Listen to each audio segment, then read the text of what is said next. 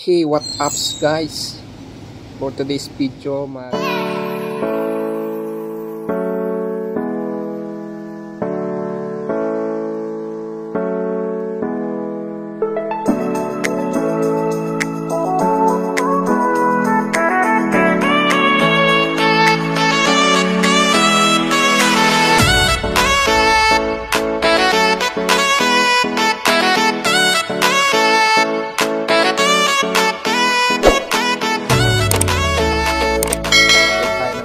Sniper 155. So ito yung mga kakailangan natin, no? So meron tayong flies, then meron tayong close range, yan, 19mm close range, then yan flies, then meron tayong 10mm, then yan yung ating yan oil filter, and only the mood tool, no, 3,000 plus. So viscosity niya is 10W40. May basahan tayo. Meron tayong panahod ng langis. So una bubuksan natin yung 19mm na yan sa ilalim ng ating yan. So counterclockwise lang siya mga idol, no? So yan, hindi ko talaga hinihigpitan yan, no? So konting higpit lang. So okay na yan, no? Pangit kasi baka masira yung trade niya. So ito nga palang Sniper 1.5 natin is 1,500 kilometers na yung tinakbo niya. So kung pwede nyo naman palitan siya after 1,000 kilometer, basta may mga budget kayo. So naglagay nga pala ako ng plastic dyan kasi medyo irritated yung langis, no, sa balat ng tao. So yan, may team na mga idol, no. So dito lang naman tayo, no, trabaho, bahay lang yung tinatakbo natin. So hindi tayo nakapag-rides ng ilang buwan. So balik 2 months tayo hindi nakapag-rides. So okay lang yan, no. So yan, bali di-drain muna natin yung langis. So syempre punasan natin yung strainer, yan yung parang makikita nyo parang yung net na yan, no? So punasan natin yan, may itim na. So gamit tayo ng basahan na malinis.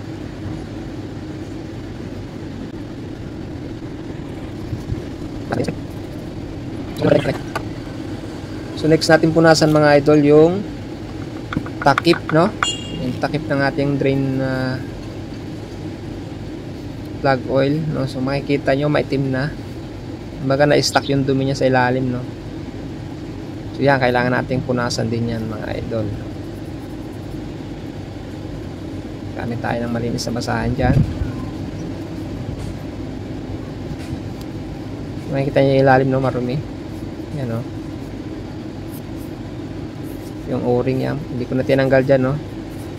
Baka mahirapan lang magbalik, ang hirap kasi tanggalin yan, no? So hindi na natin tinanggal yan mga idol, pinunasan na lang natin.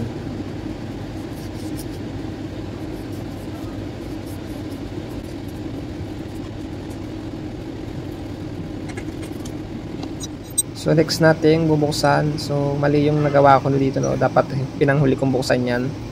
So gagamit tayo dyan ng pliers, no? Yung pliers lagyan natin ng basahan sa dulo para hindi magasgas yung takip ng ating oil. So dapat pala pinanghuli ko yan, no? Kita nyo may mga tumutulo-tulo pa siya.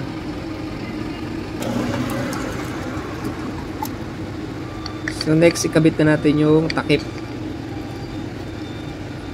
So clockwise naman siya, no?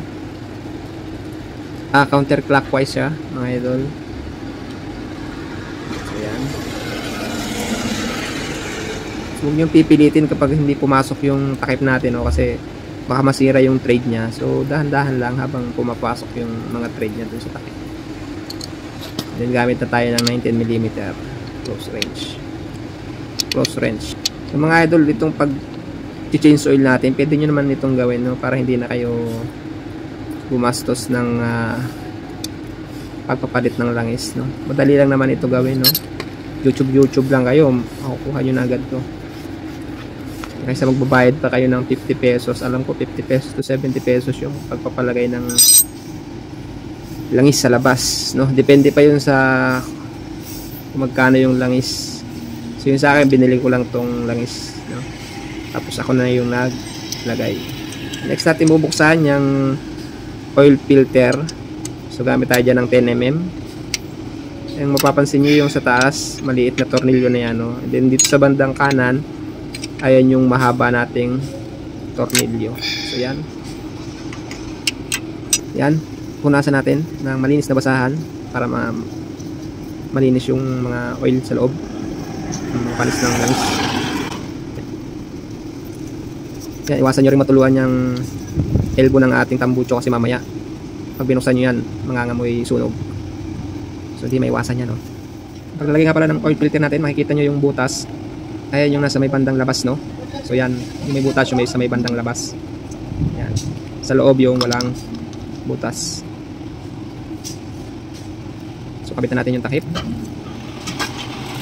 So nilagay ko na yung mga tornilyo niya, yung mahaba tsaka yung maiksi sa taas. Yan. Ayun ang 10mm. So dandahan lang, no? Huwag nating higpitan agad. So dapat balance yung paghigpit natin. Yan.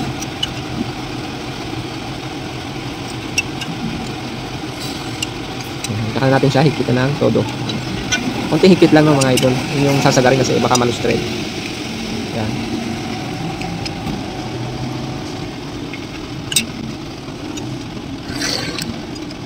So okay na yan mga idol, no? Higpit na yan. So next naman ilalagay natin yung ating oil na Mutul 3000 plus viscosity STNW40. So nabili natin ito sa halagang 320 pesos. So yan, ilalagyan natin yung ating oil. So gumawa na lang tayo ng embudo, no? Yan, gawa sa siya papel na matigas kasi ang hirap magsalin. So tiyaga-tiyaga lang mga idol, no? Yan. Hirap kasi mag-video tapos nagsasalin ka pa ng langis. So medyo matatakon, sayang. So ang nilagay ko nga pala dito mga idol is 900 ml lang, no? Hindi ko sinagad ng 1 litro. Ang tutusin is 800 ml lang dapat yung ilalagay natin sa ating Sniper 155. So sa akin nilagay ko is 900 ml.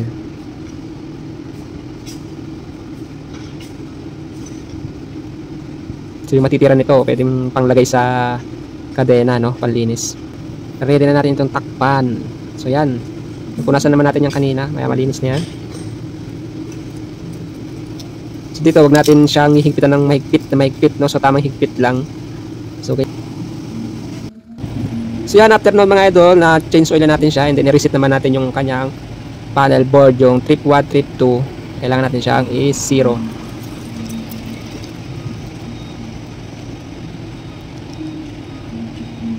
So yan. Kung makita nyo yung trip 1 nya is nasa 3,000 na mahigit kasi nakaraan hindi natin siya na i-reset, no? Nakalimutan natin siya i-reset. Then i-reset lang natin ito ngayon. Yan, long press nyo lang siya and then magsi-0 na yan, no?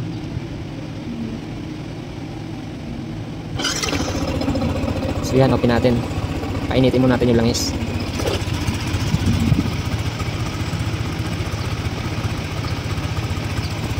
So mamaya road test natin yan, titingnan natin kung smooth yung motor. So smooth naman talaga yung motor na langis. Pangalawang gamit ko na yan sa ating Sniper 155 mga idol. So mamaya ikot tayo, no? Try natin talagang smooth pa rin. So tara mga idol, no? Test try natin, ikot tayo. Let's go!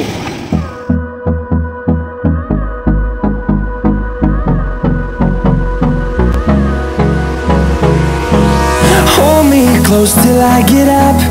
Time is barely on our side. I don't wanna waste what's left. The storms we chase are leading us, and love is all we'll ever trust.